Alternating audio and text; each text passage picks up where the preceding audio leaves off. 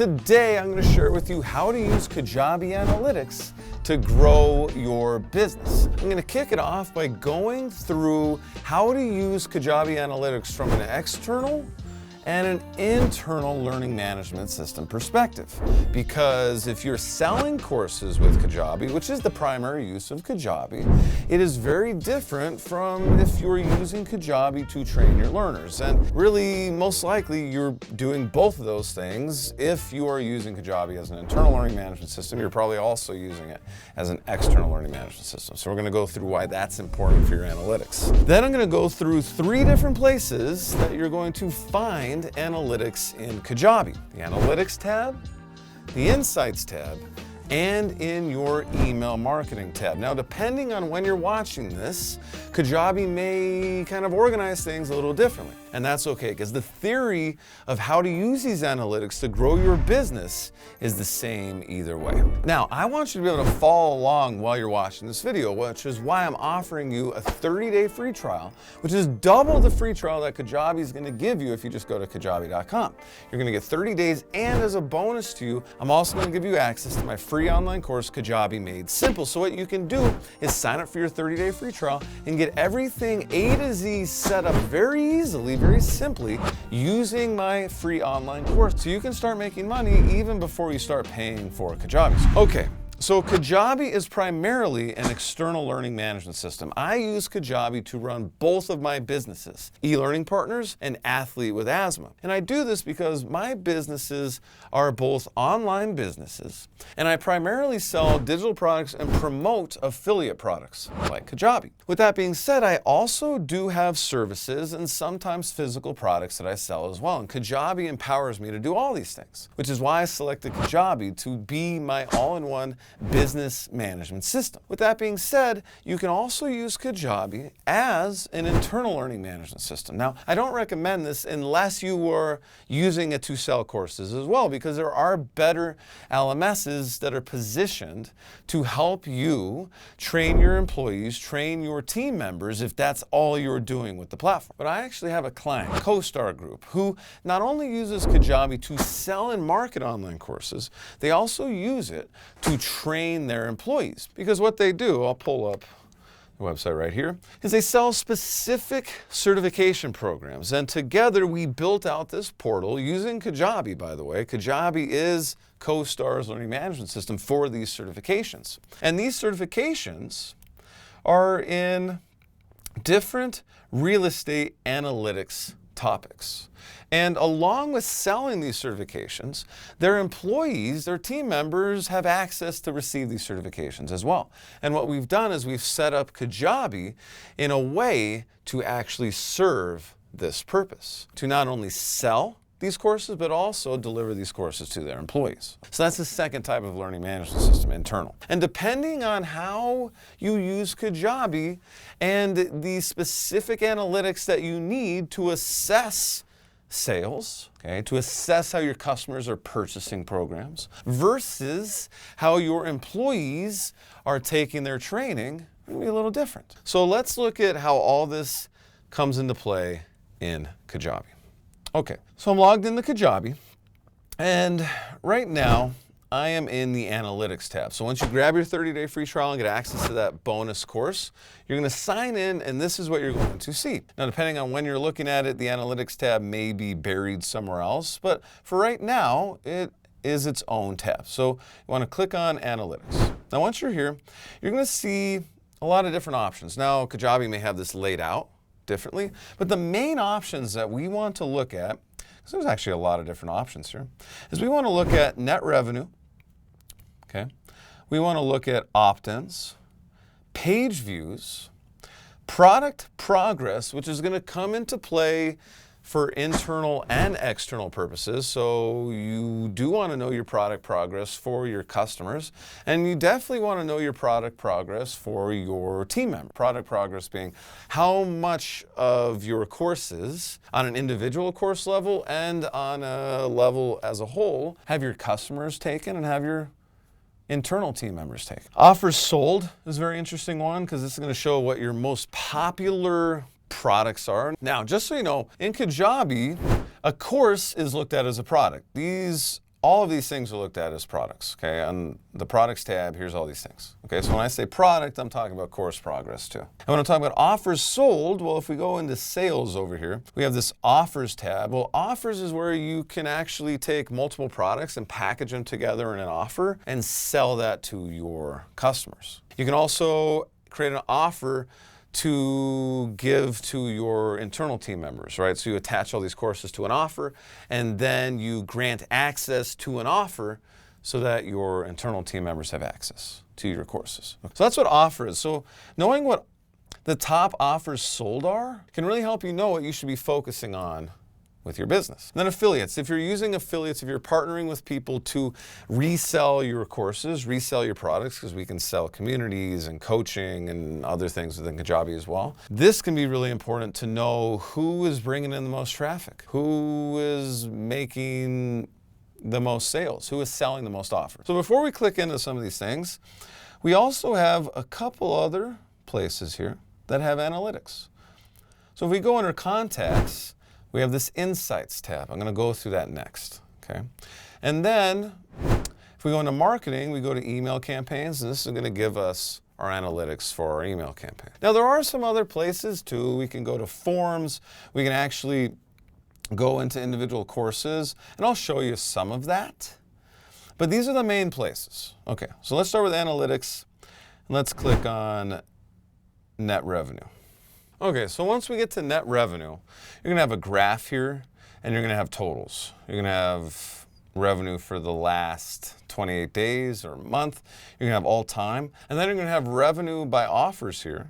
And then below, you're gonna see line by line, the date section over here, payments, revenue, refunds, and offers. Okay. Now you can use this to see kind of how much you've made year to date. You can see what days you make the most income. You can also see maybe you ran a promotion and you were promoting a product for a full week. Okay, so you can see, hey, how is revenue different weeks you're promoting products and when you're not? You can see that we have spikes. Well, the spike is from promoting products. Okay, so that's net revenue. Let's go back to analytics. So I also really like to look at opt-ins. Opt-ins is very interesting. This is going to tell you how many people have submitted forms. How many email addresses have you gained in the past 28 days, okay? In the past month, okay? And it's going to show where they came from. What forms were submitted on your website, okay? It's going to tell you, yet again, the date, how many opt-ins happened on that date, what forms, what landing pages they were, etc., right? We can pull this down, and it's going to say exactly the forms and the landing page it came from. So this can give you a lot of data of what are your most popular freebies? What are your most popular lead magnets? What are your most popular ways that people are getting on your email list? And you can compare data amongst timelines. Okay? And you can always do that. Time frame comparisons. Now let's go back to analytics. Next one I want to look at is page views. Okay? So page views are interesting because this is going to tell you how many people are actually hitting your website, and it's going to tell you what they're hitting, okay? So I have a couple sales pages here that they're going to, a couple opt-in pages.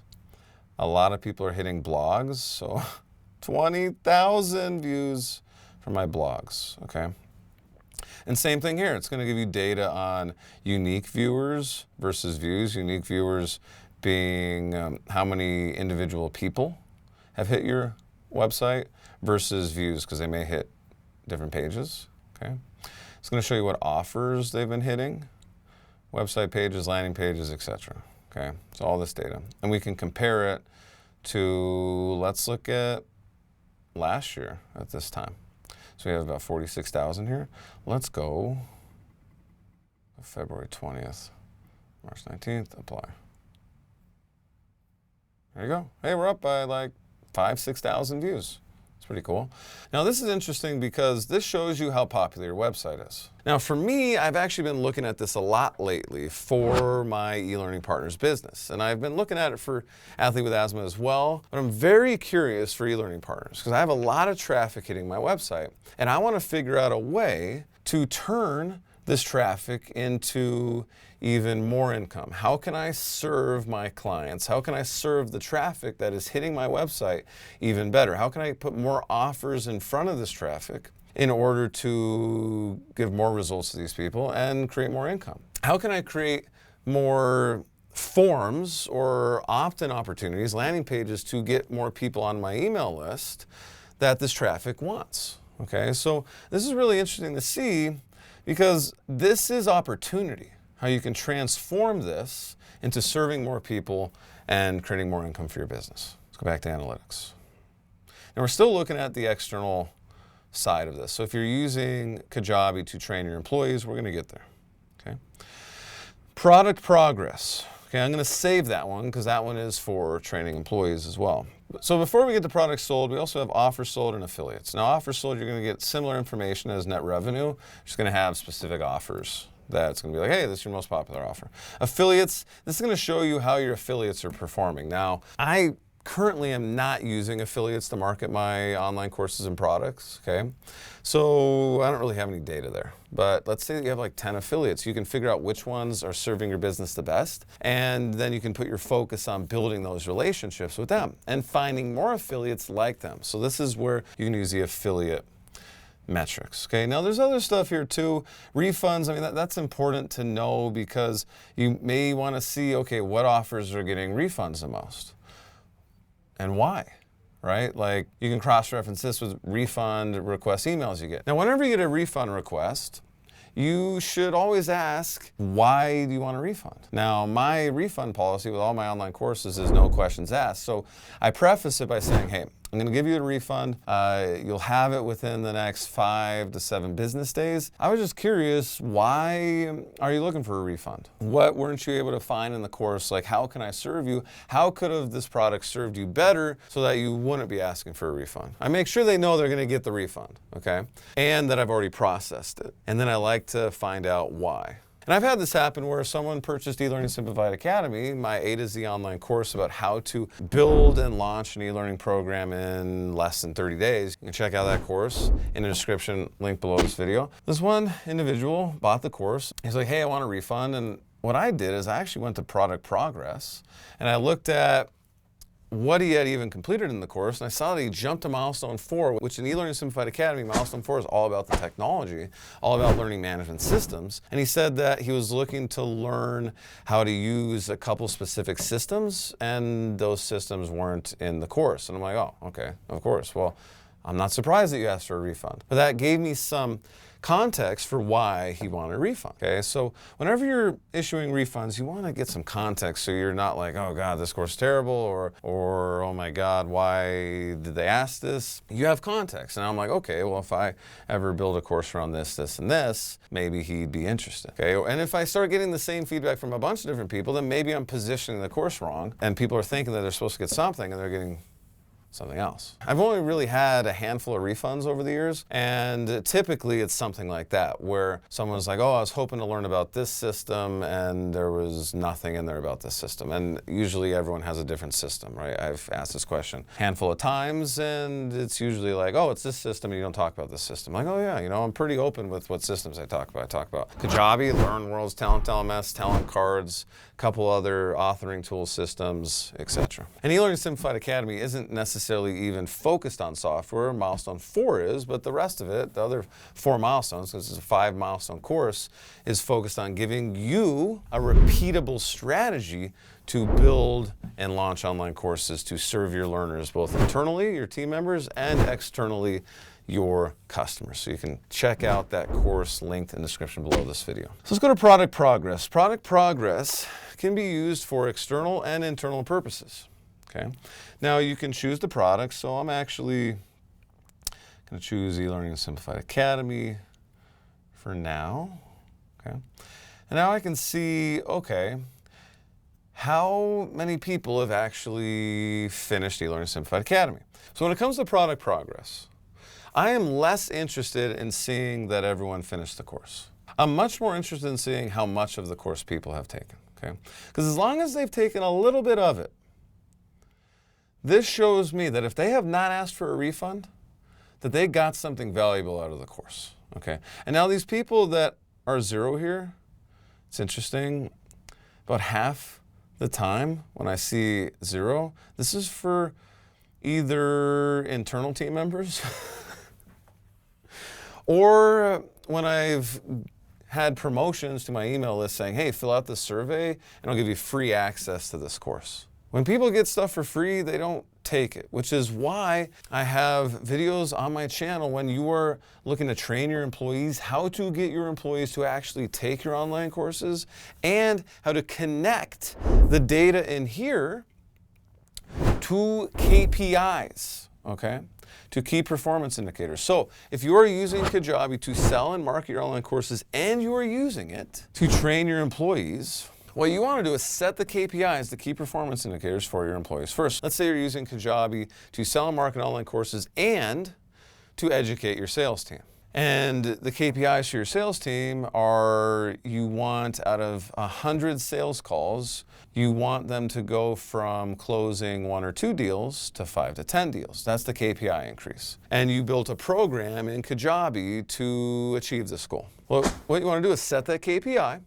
And then there's 4 different scenarios that can occur when we look at the KPIs versus the data here, which this is part of the data, product progress. Option 1 is that KPIs improve and we look in the system and people are taking the product, okay?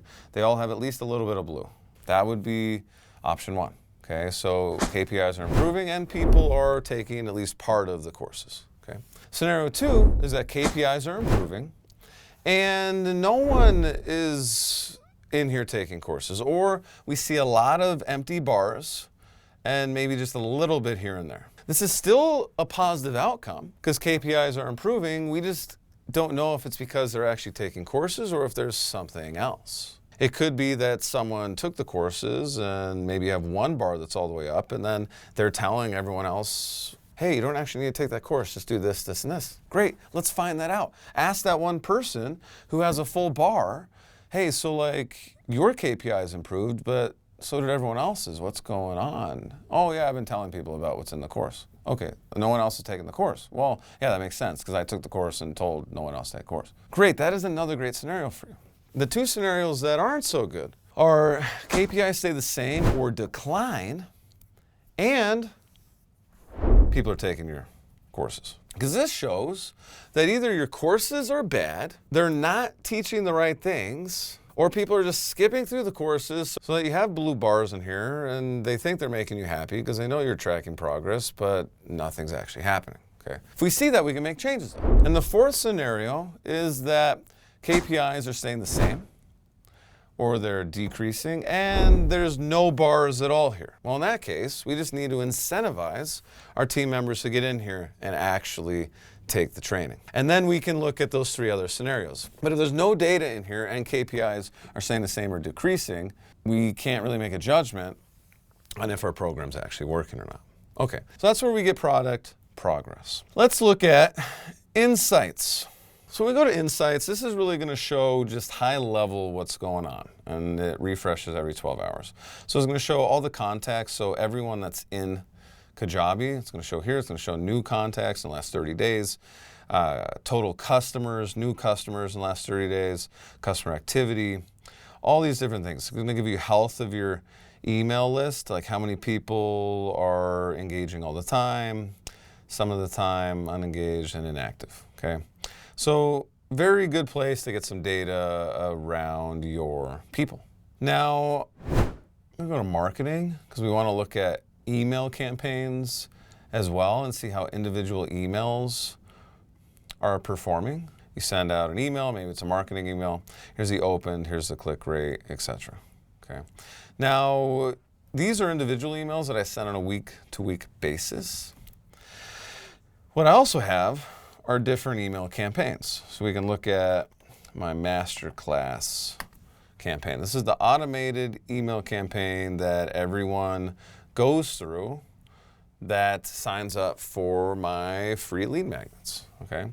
So this is the most recent one, 37,000 sends. We've had 34% open rate, 3% click, 1% unsubscribe. Not bad at all, Okay, so this will give you the data, the aggregated data for the whole sequence. So I can also go in and look at individual emails. So if I click in here, it's going to show me on an email to email basis my send rates, my open rates, my click rates, my unsubscribe rates, so I can figure out what are the best emails, just what emails perform really well and which ones maybe don't perform as well.